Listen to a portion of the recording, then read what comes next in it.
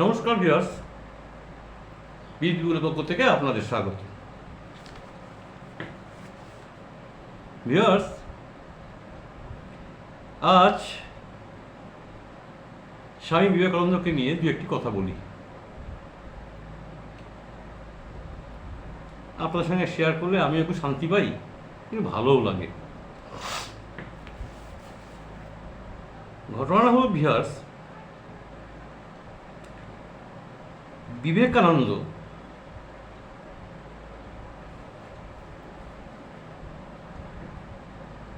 খুব কম বয়সে তো উনি চলে গেছেন, সেটা তো আমাদের যন্ত্রণা সহ্য করতেই হয়েছে বা করতে হবেও। আরও যন্ত্রণা ভোগ আমাদের কপালে আছে উনি চলে যাওয়ার জন্য। এত অল্প বয়সে উনি অসময় চলে গেছেন। আমি সেদিকে আসছি না, আমি আসছি উনি যত বড় মাপের মনীষী ছিলেন সেটা কি বলার অপেক্ষা রাখে?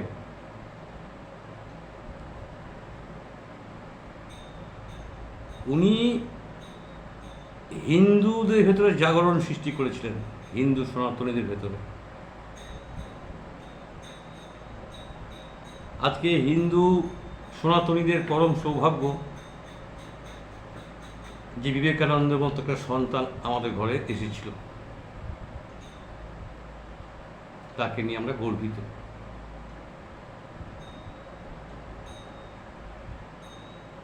তার অসময় চলে যাওয়া কিংবা তার কিছু অমোঘ বাণী আমাদের এখনো পীড়িত করে। আমরা সব কিছু ওনার মেনে নিয়েছি, জীবে প্রেম করে যেইজন সেইজন সেবিছি ঈশ্বর, মেনে নিয়েছি, আমরা মান্যতা দিয়েছি। হ্যাঁ, ঠিক। তা এইরকম অমোঘ বাণী উনি প্রচুর রচনা করে গেছেন, সেগুলো আপনারা বিবেক বাণী থেকে পেয়ে যাবেন। এ হেন একটা মহাপুরুষ, যার প্রভাব বিস্তার করেছিল গোটা বিশ্ব জুড়ে। শুধু বাংলা নয়, শুধু ভারতবর্ষ নয় ভিউয়ার্স, গোটা বিশ্বের বিভিন্ন প্রান্তের লোক এই বিবেকানন্দকে শ্রদ্ধা সম্মান করে।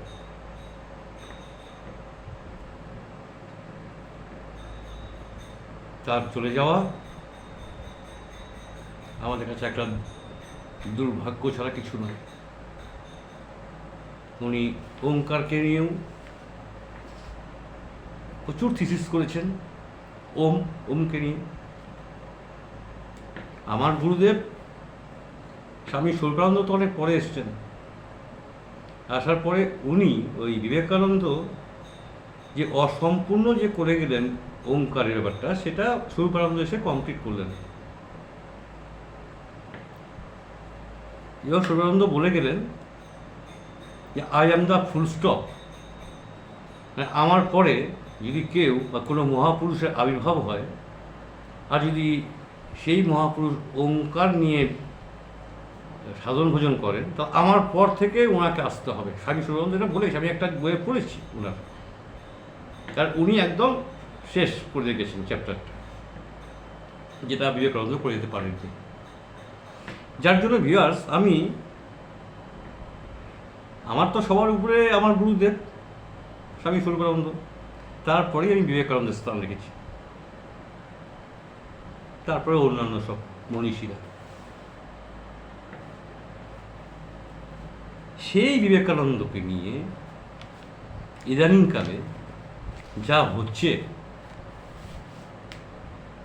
রাজনৈতিক মহলে, এ বলার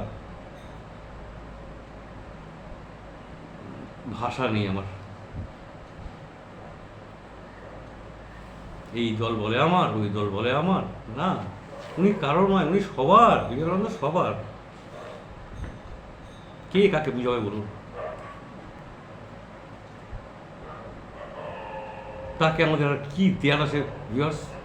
কি উপঢৌকন তার জন্য আমাদের পাঠানোর দরকার রয়েছে বলুন?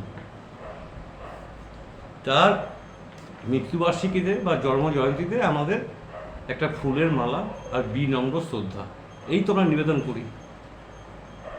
তার বিষয়ে কী দেওয়ার আছে বলুন?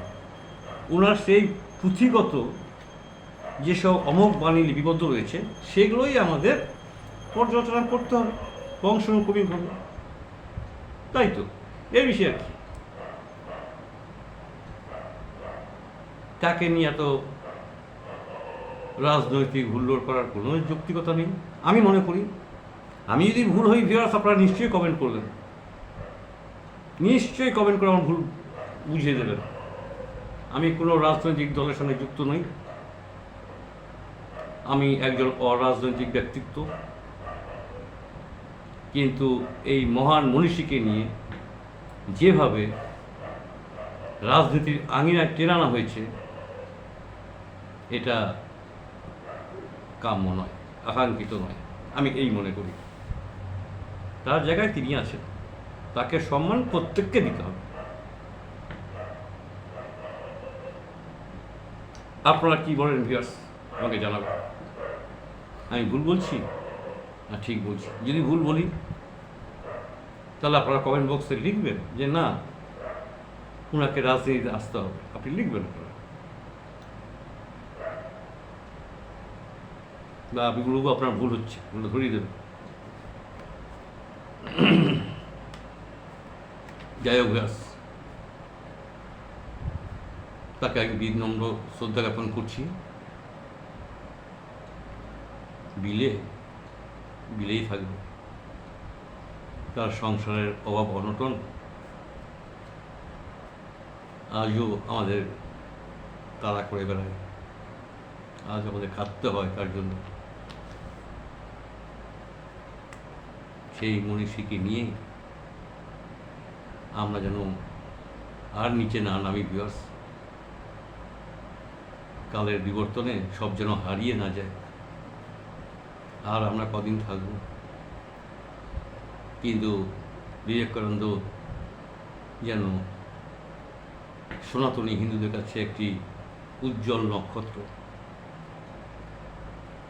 তিনি থাক, তার কাজ থাক, আমরা খুব বেশি হলে এটাই বলবো, হে ঈশ্বর,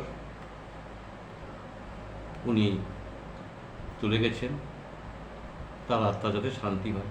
ব্যাস ভিউয়ার্স, এটুকুই আজকে পর্যন্ত রইল। আপনারা সবাই ভালো থাকবেন, আগামীতে আবার দেখা হচ্ছে অন্য টপিকস নিয়ে। শুভেচ্ছা রইল, গুড বাই।